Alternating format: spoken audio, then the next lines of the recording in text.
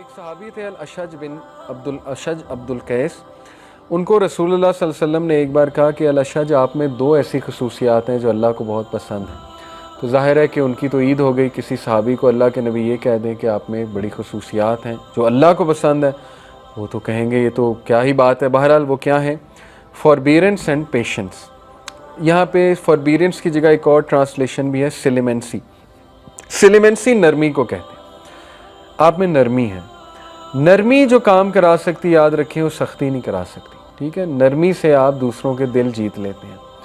تو انسان میں نرمی اس لیول کی ہونی چاہیے کہ اگلے آپ سے وہ نرمی لیں، اگلے آپ کی اس مہک سے، اس خوشبو سے خود بھی نرم ہو جائیں. جیسے ہمارے نبی تھے، ویسے تو وہ بہت سٹاؤٹ تھے، بہت ایکٹیو تھے، لیکن لوگوں کے ساتھ ڈیلنگ میں ان سے نرم ترین انسان آج تک نہیں تھا. اپنی وائفز کے ساتھ وہ کتنے نرم تھے، آپ نے کئی واقعات سنے ہوں گے. ٹھیک ہے نا، اپنی وائفز کے ساتھ ہنسی مذاق بھی کیا کرتے تھے. ایون ڈیتھ بیڈ پہ جو شخص ہیومر کر رہا ہے، آپ سوچیں وہ کتنا زندہ دل انسان ہوگا. اللہ کے نبی صلی اللہ علیہ وسلم کے بارے میں وہ پورا واقعہ شاید آپ لوگوں نے پڑھا ہو کہ اللہ کے نبی کو جب تیز بخار تھا، حضرت عائشہ ان کی پٹیاں کر رہی تھی. حضرت عائشہ ساتھ ساتھ ان کو بھی سر میں درد تھا، بخار تھا. حضرت عائشہ نے کہا او my head, O my head, ہائے میرا سر، ہائے میرا سر. اللہ کے نبی نے انہیں دیکھا، کہا کہ رادر او مائی ہیڈ، کہا کہ نہیں عائشہ، میرا ہائے میرا سر، یعنی جیسے ایک جوک میں کہتے ہیں. تو رسول اللہ صلی اللہ علیہ وسلم نے پھر حضرت عائشہ کو کہا کہ عائشہ اگر آپ مجھ سے پہلے فوت ہو جاتی ہیں تو آپ کا کیا جائے گا؟ آپ کا جنازہ پڑھانے والا میں، آپ کا غسل دینے والا میں، تو آپ تو خوش ہونا چاہیے آپ کو. اب حضرت عائشہ نے آگے سے کیا جواب دیا؟ انہوں نے کہا کہ ہاں ہاں، آپ تو چاہتے ہیں میں پہلے مر جاؤں تاکہ آپ اپنی دوسری بیویوں کو زیادہ ٹائم دیں. اب دیکھیں یہ کنورسیشن کب ہو رہی ہے؟ ڈیتھ بیڈ پہ. Can you believe it? لوگ ہمت ہار جاتے ہیں، لوگ کڑوے ہو جاتے ہیں، لوگ مذاق کرنا بھول جاتے ہیں، لوگ جو ہے ہیومر کرنا چھوڑ دیتے ہیں، لوگ بجھ جاتے ہیں. ٹھیک ہے نا، دنیا ہی لوگوں کو تھکا دیتی ہے. تو ہمارے نبی تو ایون اس حالت میں جوک کر رہے ہیں اپنی وائف کے ساتھ. یہ زندہ دلی کی نشانی ہوتی ہے. تو اس لیے بہادر بننا چاہیے. ٹھیک ہے نا، زندہ دل بننا چاہیے اور جوکس وغیرہ جو ہیں یہ کرتے رہنا چاہیے، ہیومر. تو سلیمنسی نرمی کو کہتے ہیں، اور پیشنس اوبویسلی برداشت کو، صبر کو. یہ ایموشنل انٹیلیجنس کے بہت دو امپورٹنٹ انگریڈینٹس ہیں. ایگزامپلز میں آپ کو سب سے بڑی مثال دینا چاہوں گا ایموشنل انٹیلیجنس کی. جب ایک بدو آیا اور اس نے مسجد میں پیشاب کرنا شروع کر دیا، پڑھا آپ نے واقعی؟ تو صحابہ اس کو مارنے کو دوڑے، جو بالکل نیچرل تھا. ہم بھی ہوتے ہیں، ہم مارنے کو دوڑتے. لیکن اللہ کے نبی صلی اللہ علیہ وسلم نے کیسے ڈیل کیا سچویشن کو؟ اس میں پوری کنفلکٹ ریزولوشن ہے جو آج گورے پڑھاتے ہیں، تھیوریز بنی ہیں اس میں. سب سے پہلے کہا کہ رک جاؤ، لیٹ ہم فنش. اب یہ بات سوچیں آپ کہ ایک بندہ مسجد میں پیشاب کر رہا ہے اور کہا جا رہا ہے کہ رکو، اس کو ختم کرنے دو. عجیب بات. پھر کہا اس کو صاف کرو، اس جگہ کو. پھر اس بندے کو لے جا کے سمجھایا کہ دیکھو ایسے نہیں کرتے، مسجد صفائی کی جگہ ہے، صاف ستھری جگہ ہے. وہ بندہ ایسا اس کو سمجھا کہ اس نے کہا کہ مجھے آپ کی بات سمجھ آئی ہے، یہ لوگ تو مجھے مارنے آ رہے تھے. تو اس نے رسول اللہ صلی اللہ علیہ وسلم کو گلے بھی لگایا غالباً. اب اس میں 3 سٹیپس ہیں کنفلکٹ ریزولوشن کے، اگر آپ اس پہ غور کریں. ٹھیک ہے، سٹیپ نمبر 1، جب ایک مسئلہ پہلے ہی بہت بگڑا ہوا ہے اس کو مزید مت بگاڑیں. جب ایک بندہ غصے ہے اس کو مزید غصہ مت چڑھائیں. جب ایک بندہ ایموشنز اپنے لوز کر رہا ہے تو آپ بھی ویسے بن جائیں گے تو سچویشن تو گئی. زیادہ تر میاں بیوی کی لڑائی کب ہوتی ہے؟ امام شافعی نے کیا کہا؟ when the wife should be ice, when the wife is fire you should be ice. اگر دونوں فائر ہیں تو پھر تو نتیجہ طلاق ہوگا. سیدھی سی بات ہے، دونوں میں فائر آئی ہوئی ہے، ختم. اس لیے تھوڑا سا اپنی انا کو کنٹرول کر لیں اس ٹائم پہ. قوام تو انا کو کنٹرول کرتا ہے، قوام تو عورت نہیں بن جاتا نا. عورت سے مراد ہے کہ اس ٹائم اگر ان کو ایموشنز حاوی ہوئے ہوئے ہیں تو آپ کو بھی ویسے ہی ریئیکٹ کریں گے تو معاملہ مزید بگڑ جائے گا.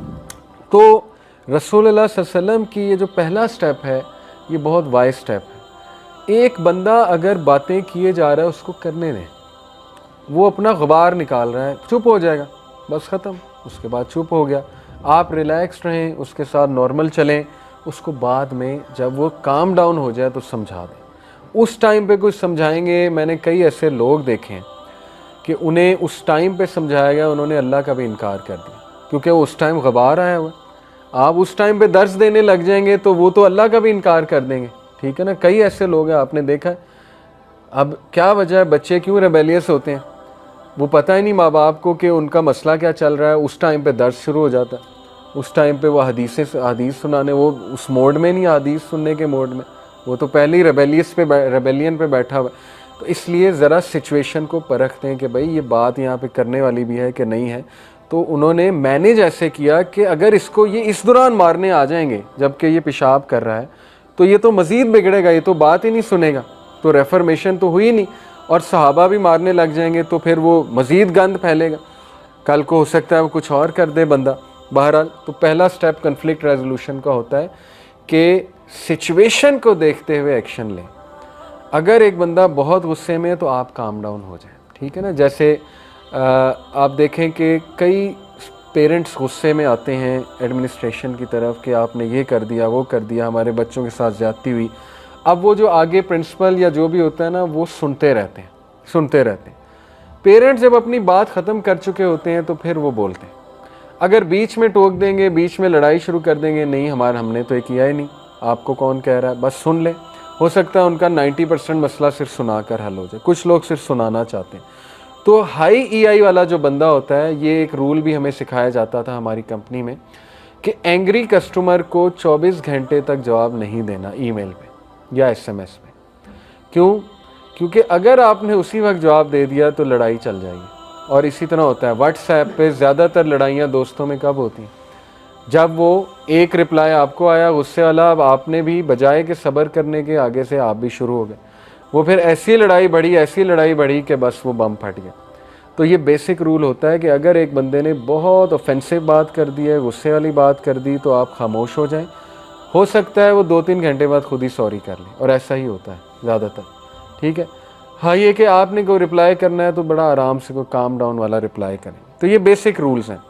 دوسرا سٹیپ کہ اس سے پہلے کہ کچھ اور بگڑے، اس مسئلے کو حل کرو۔ وہ مسئلہ کیا تھا؟ پیشاب، اس کو کہا صاف کر دو، تاکہ وہ اگر وہیں پڑا رہا تو وہ جو پیچھے کھڑے میں لوگ، ان کو تو غصہ چڑھتا رہے گا کہ یہ تو صاف ہوا ہی نہیں، مسئلہ تو وہیں کا وہیں ہے، تو اس کو سب سے پہلے حل کرو۔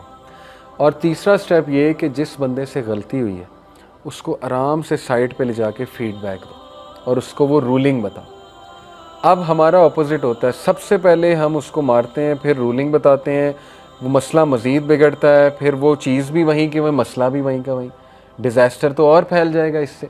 اب آپ اس کو کبھی خاندان کی سیٹنگ میں لگائیں تو آپ دیکھ لیں زیادہ تر جو معاملات بگڑتے ہیں وہ بگڑتے اس لیے کیونکہ 3 سٹیپس فالو نہیں کی، ٹھیک ہے نا۔ تو یہ بڑا ضروری ہے کہ ہم اپنے نبی سے عملی طور پہ محبت ثابت کریں، اور جس طرح ہمیں انہوں نے سکھایا ہم اس طرح سے انشاءاللہ جو ہے وہ کریں، ٹھیک ہے۔